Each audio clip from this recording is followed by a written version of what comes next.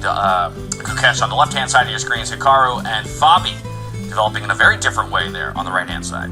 It's not what you'd call an open Sicilian, and it's not a Grand Prix attack, but the bishop is on. Whoa, bishop is on c4. That's a surprise move. The whole idea of Hikaru's rook e1 was to make this move not impossible, but doubtful. Let's pull up that board with Hikaru and Fabi and take a deeper dive into that, because yes, it's something that we would not have anticipated as we just get on this view. We see d5 play, the rook sitting on e1, and Fabi saying, I can play this, no problem. If you take, I plan to take back with my knight, because obviously taking with the pawn is illegal with the rook sitting on that line toward the king. And so the capture has been played, and there we see knight takes. But it does seem as though Hikaru was a little bit perplexed by the move. No question about it. It's a move you don't generally see in such a position when the rook is on e1. And if there's a follow-up, and I'm not saying that Fabi has committed any sin or anything like that, but if there was a follow-up that Hikaru might have that could be injurious, it might be something like this. Bishop takes on d5, bishop takes on e7. I'm not saying rook e5 is super promising here, but it doesn't feel like black has done anything particularly wrong. Well, bishop g5 was played, as you instinctually said. There it is on the board, attacking the queen and asking Fabi, well, you're the one who played d5, right? What did you have against this? And Fabi plays something very controversial. We'll just say your word is suspicious. I'm going to go a little bit less aggressive with my description, but certainly somewhat weakening that king side, weakening the pawn, e6. That looks like preparation, yes? I know, because it's not something you would do without knowledge and understanding that the position isn't bad.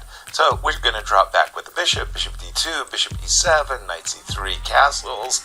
And if there's nothing absolutely here, then you just go a7, a5, and a2, a4, stop b7, b5, and say, look, I'm just going to play the position. He actually played bishop to h4 in this position, did Nakamura.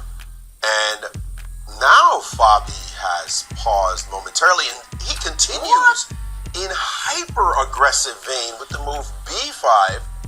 He's not likely to fianchetto his bishop, and this move, we're being told by VAR, is a novelty. The early d5, let's be clear. D5 was the novelty.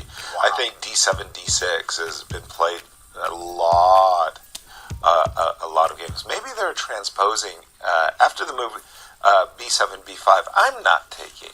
I like the bishop on b3. Just the question is how you're going to develop the bishop on d7.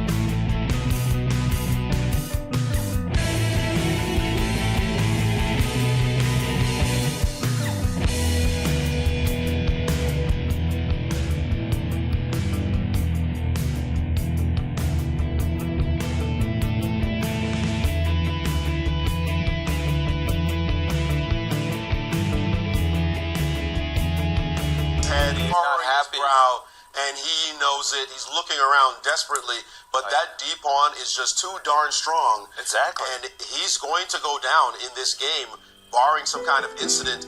Let's switch back from this game, or maybe even give us the two shot, maybe a good one here, if we can see this game as well. So we pull up Magnus's game. Yep. Then we can see the two shot of the players there, and we see consternation. Both Gukesh concerned, as he looks like he has a bad position.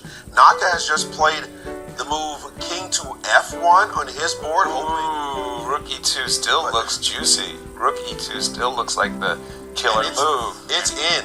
And queen f5. Queen b4 played, and he's hoping that there's no danger after the move like d2 doesn't quite work yet, because you do drop your rook. I don't know, that might be mate. d2 looks like, no, it's not mate. King takes, bishop c4. No, I've got king d1. It's not mate.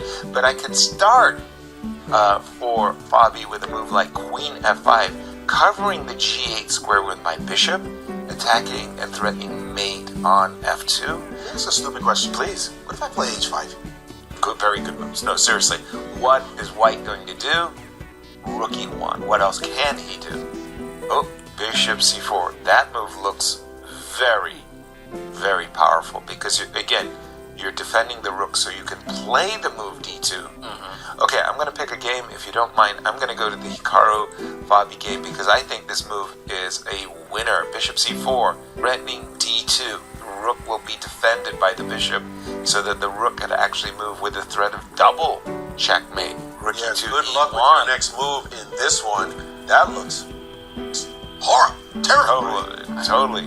Also completely cuts the queen off, right, from getting to the other side of the board now at this point. No, he's ready to resign.